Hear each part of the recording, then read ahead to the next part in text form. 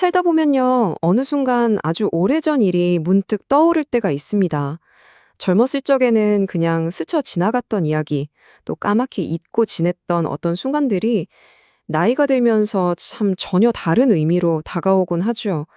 마치 오랜만에 꺼내본 낡은 사진첩에서 새로운 얼굴을 발견한 것처럼 익숙했던 기억이 낯설고 또렷하게 말을 걸어오는 것 같습니다.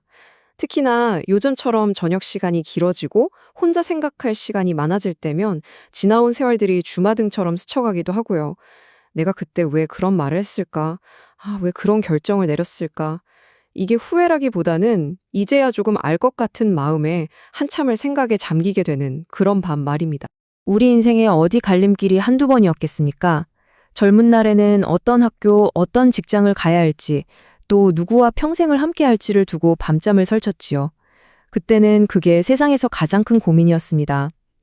그런데 세월이 흘러서 자식들 다 키워놓고 이제 한숨 돌리나 싶었는데 또 다른 무게의 고민들이 어깨를 누르곤 합니다. 평생 일만 했는데 막상 은퇴하고 나니까 하루가 너무 길게 느껴지고 이제 뭘 하며 살아야 하나 막막하기도 하고요. 통장에 찍힌 숫자는 점점 줄어드는데 여기저기 아픈 곳은 늘어만 가니까 마음이 조급해지기도 합니다. 우리가 걸어온 길, 그리고 차마 가지 못했던 다른 길들을 자꾸만 돌아보게 되는 그런 시간인 것 같습니다. 오늘 여러분과 나누고 싶은 이야기는요, 바로 그런 막막한 순간에 관한 아주 오래된 이야기입니다. 이걸 역사를 배우자는 건 아니고요. 그저 어쩌면 오늘을 살아가는 우리들의 마음과 크게 다르지 않았을 한 사람의 깊은 고뇌와 선택에 대한 이야기를 차분히 따라가 보려고 합니다. 때는 아주 먼 옛날, 기원전 109년경의 일입니다. 고조선이라는 나라가 있었는데요. 이 나라는 바로 옆에 있는 아주 막강한 한나라와 무려 1년 넘게 쉼없는 전쟁을 치르고 있었습니다. 1년이라는 시간이 지금이야 훌쩍 지나가지만 매일매일이 생사의 기로였을 그 시절에는 얼마나 길고 끔찍한 시간이었겠습니까? 성 안의 백성들은 굶주렸고 성 밖의 군인들은 지쳐 쓰러져 갔습니다. 나라는 그야말로 바람 앞의 촛불처럼 위태로웠죠. 전쟁이 끝도 없이 길어지자 옹격하는 한나라도 방어하는 고조선도 완전히 지쳐버렸습니다. 힘으로만은 이길 수 없다는 것을 깨달은 한나라는 다른 방법을 쓰기로 합니다. 성을 밖에서 무너뜨리는 것보다 더 무서운 방법, 바로 나라를 안에서부터 무너뜨리는 것이었지요. 사람의 마음을 흔들어서 스스로 무너지게 만드는 것만큼 확실한 방법은 없으니까요. 굳게 닫힌 문도 안에서 열어주면 그만인 것처럼 말입니다. 그리고 이 무서운 계획의 한가운데에 니게상 참이라는 한 남자가 있었습니다. 그는 고조선의 아주 중요한 신하였습니다. 매일같이 위태로운 나라의 운명을 어깨에 짊어진 채 그는 아마 잠 못 이루는 밤을 보내고 있었을 겁니다. 잠깐 옛날 이야기에서 벗어나서 우리 삶을 한번 돌아볼까요? 살다 보면 내가 탄 배가 점점 가라앉고 있다는 느낌이 들 때가 있습니다. 평생 건강 하나는 자신 있었는데 아침에 일어나는 것부터 무릎이 삐걱거리고 혈압약 개수만 늘어날 때, 자식들 뒷바라지 하느라 악착같이 모은 돈인데 생각지도 못한 곳에 목돈이 들어가고 노후 자금이 바닥을 보일 때, 혹은 북적거리던 집이 텅 비고 이제는 나를 필요로 하는 곳이 없는 것 같아 마음이 허전해질 때, 우리는 마치 구멍난 배 위에 홀로 서 있는 듯한 그런 불안감과 외로움을 느끼곤 합니다. 이 배가 언제까지 버텨줄 수 있을까 하는 막연한 두려움 말입니다. 바로 그때 그런 마음의 틈을 비집고 들어오는 목소리가 있습니다. 한나라의 첩자 위산이라는 자가 니게상 참에게 다가와 바로 저렇게 속삭였습니다. 그의 마음속 가장 깊은 곳에 자리한 불안감을 정확히 꿰뚫어 본 것이지요. 이 배는 어차피 가라앉을 겁니다. 이 한마디가 참의 마음을 세차게 흔들었습니다. 애써 외면하고 있던 가장 두려운 현실을 누군가 바로 눈앞에 꺼내놓은 겁니다. 물론 참은 처음에는 애써 태어난 척했습니다. 무슨 소리냐? 우리 임금님과 신하들이 한마음으로 묻혀있고 곧 동맹군도 우리를 도우러 올 것이다. 이렇게 큰 소리를 치면서 자신의 충성심과 나라의 건재함을 과시하려 했지요. 하지만 그의 목소리는 어딘지 모르게 떨리고 있었을 겁니다. 속으로는 정말 동맹군이 올까? 우리가 버틸 수 있을까? 하는 의심이 피오르고 있었으니까요. 첩자 위사는 그런 참의 마음을 비웃기라도 하듯 조용히 미소를 지으며 말했습니다. 대감, 안타깝지만 동맹군은 오지 않습니다. 만약 그들이 도울 마음이 있었다면 전쟁이 1년이 넘도록 가만히 있었겠습니까? 벌써 왔어야죠. 그 말은 비수처럼 날아와 참의 마지막 자존심과 희망에 박혔습니다. 이쯤에서 한번 멈춰서 생각해보면 참이 느꼈을 절망감이 고스란히 전해져 오는 것 같습니다. 굳게 믿었던 마지막 희망이 사실은 헛된 기대였다는 것을 깨닫는 순간, 철석같이 믿었던 내 편이 아무도 없다는 것을 확인하는 순간, 그는 정말로 자신이 탄 배가 가라앉고 있으며 그 위태로운 배 위에는 자기 혼자뿐이라는 혹독한 현실을 마주해야만 했습니다. 모든 것이 끝났다는 생각이 들었을지도 모릅니다. 사람이 가장 약해져 있을 때, 모든 것을 놓고 싶을 만큼 지쳐 있을 때 바로 그 틈을 비집고 들어오는 유혹이 있습니다. 더 이상 애쓰지 않아도 된다고, 이쪽으로 오면 모든 게 편안해진다고 손짓하는 달콤한 속삭임 말입니다. 그 속삭임은 너무나 달콤해서 때로는 그것이 내 모든 것을 망가뜨릴 위험한 독이라는 사실조차 잊게 만듭니다. 그저 이 고통을 끝내고 싶은 마음뿐이지요. 첩자는 참에 흔들리는 마음을 놓치지 않고 달콤한 약속들을 하나씩 꺼내놓기 시작했습니다. 이 작은 나라의 신하로 만족하며 이 고생을 하다 죽을 거냐고, 사나이라면 저 넓은 대륙에서 큰 뜻을 펼쳐봐야 하지 않겠냐고 부추겼습니다. 한 나라로 넘어온다면 지금과는 비교도 안 되는 높은 벼슬은 물론이고 평생 만져보지도 못할 만큼의 재물과 심지어 나라에서 가장 아름다운 미녀 9명을 아내로 맡게 해주겠다고 약속했습니다. 걱정 없이, 고생 없이 모든 것을 누리는 삶을 눈앞에 생생하게 그려준 것이지요. 하지만 그 달콤한 약속 뒤에는 서늘한 협박이 숨어 있었습니다. 만약 이 제안을 거절한다면 어차피 망하게 될 이 나라가 정복된 후에 당신의 가문은 구족을 멸하게 될 것이라고 말입니다.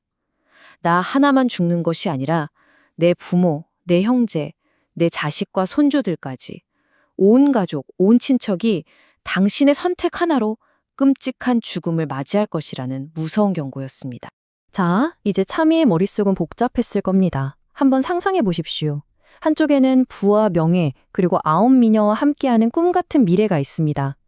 전쟁도 굶주림도 두려움도 없는 안락한 삶입니다. 다른 한쪽에는 무너져가는 나라에 대한 마지막 의리와 그 끝에서 기다릴지도 모르는 가문의 완전한 몰락이 있습니다. 나 하나의 안락과 생존을 택할 것인가, 아니면 모두와 함께 비참한 최후를 맞이할 것인가. 이것은 단순히 충신이냐 변절자냐의 문제가 아니라 내 모든 가족의 목숨을 건 끔찍한 갈림길이었습니다. 오랜 침묵과 고뇌 끝에 니게상참은 마침내 입을 열었습니다. 그래서 내가 무엇을 하면 되는가? 이 한마디를 내뱉는 순간 그는 다시는 돌아올 수 없는 강을 건너고 만 것입니다. 마음속에서 마지막까지 버티던 의리나 충성심 같은 기둥이 가족을 지켜야 한다는 절박함과 살고 싶다는 본능 앞에서 완전히 무너져 내리는 순간이었습니다. 큰 둑이 무너지는 것은 아주 작은 균열에서 시작된 바고 하지요. 한 가정이든 회사든 나라든 가장 큰 붕괴는 언제나 안에서부터 시작됩니다. 그리고 그 시작은 남 탓을 하는 것에서 비롯될 때가 많습니다. 지금 우리가 이렇게 힘든 게 다 저 사람 때문이라고, 그 사람만 없으면 모든 게 잘 될 거라고 손가락질하기 시작하는 순간 보이지 않는 금이 가기 시작하는 것이지요. 첩자의 지시를 받은 참의 임무도 바로 그것이었습니다. 조정으로 돌아가 사람들의 마음을 나누고 갈등을 만드는 것이었습니다. 그는 자신과 뜻을 같이 할 사람들을 하나둘씩 모으기 시작했습니다. 지쳐있고 두려워하는 사람들을 찾아가 그들의 불안감을 더욱 부추겼습니다. 참은 교묘하게 이야기의 방향을 틀었습니다. 전쟁이 길어지는 것도, 백성들이 굶주리는 것도, 이 모든 고통과 어려움이 다 무능하고 고집센 왕 때문이라고 주장하기 시작했습니다. 왕이 잘못된 판단을 해서 이런 혼란이 생겼다고 모든 책임을 왕에게 뒤집어 씌운 것입니다. 왕만 없으면 우리가 살 수 있다는 위험한 생각을 퍼뜨리기 시작한 거죠. 처음에는 그의 말에 동조하는 사람이 많지 않았습니다. 그래도 마지막까지 싸워봐야 한다는 목소리가 더 컸죠. 하지만 전쟁이 계속되고 모두가 지쳐가자 사람들의 마음도 조금씩 변하기 시작했습니다. 이러다 정말 다 죽는 거 아니야? 언제까지 이렇게 버텨야 하나? 차라리 항복하는 게 낫지 않을까? 하는 생각이 점점 더 많은 신하들의 머릿속을 채워왔습니다. 결국 지치고 두려운 마음이 이성을 마비시킨 걸까요? 한때는 나라를 위해 목숨을 바치겠다던 사람들이 이제는 그저 이 끔찍한 상황을 끝내고 싶다는 생각에 사로잡혔습니다. 싸우자는 외침은 잦아들고 항복하자는 목소리가 조정을 가득 메우게 되었습니다. 참여해놓은 분열의 함정에 희망을 잃고 지쳐버린 나라 전체가 빠져들고 있었던 겁니다. 한 집안을 든든하게 바치고 있던 가장이 갑자기 쓰러지면 어떻게 될까요? 한 마을에 존경받던 어른이 갑자기 사라지면 어떻게 될까요? 중심을 잡아주던 큰 기둥이 사라지고 나면 남은 사람들은 혼란과 불안 속에서 우왕좌왕하게 됩니다. 어디로 가야 할지, 무엇을 해야 할지 방향을 잃고 뿔뿔이 흩어지게 되는 것이지요. 니게상 참은 이제 때가 되었다고 판단했습니다. 그리고는 돌이킬 수 없는 가장 끔찍한 배신을 저지릅니다. 바로 자객을 보내 나라의 왕을 시해한 것입니다. 나라의 가장 큰 기둥이 그의 손에 무참히 무너져 내렸습니다. 왕이 사라지자 나라는 순식간에 혼란에 빠졌습니다. 구심점을 잃은 것이죠. 그리고 바로 그 순간 니게상 참과 그를 따르던 모든 신하와 귀족들은 기다렸다는 듯이 자신들의 자리를 버리고 한나라 군대에게로 도망쳐 투항해 버렸습니다. 조금만 더 천천히 이 과정을 살펴보겠습니다. 하루아침에 나라를 이끌던 지도자들이 모두 사라져 버렸습니다. 최전선에서 목숨 걸고 싸우던 군인들에게 식량과 무기를 보내주던 보급선도 끊겼습니다.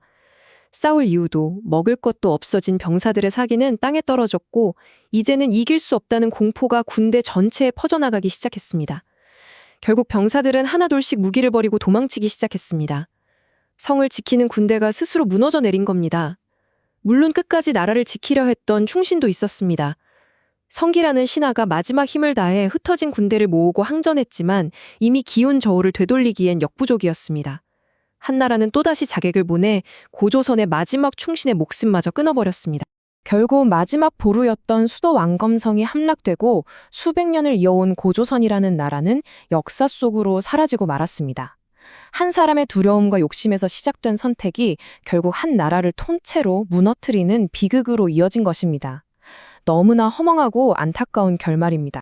자, 이제 아주 먼 옛날 이야기에서 다시 오늘 우리들의 삶으로 돌아와 보겠습니다. 우리는 옛날 나라의 신하도 아니고 그런 거대한 선택의 기로에 놓일 일도 아마 없을 겁니다. 하지만 저마다의 삶 속에서 우리는 니게상 참이 느꼈을 법한 두려움과 외로움, 그리고 달콤한 유혹의 순간들을 마주하며 살아갑니다.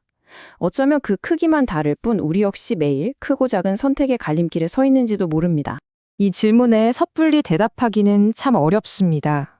따뜻하고 안전한 방에 앉아서는 나라를 배신하다니 저런 나쁜 사람 하고 쉽게 손가락질할 수 있겠지요.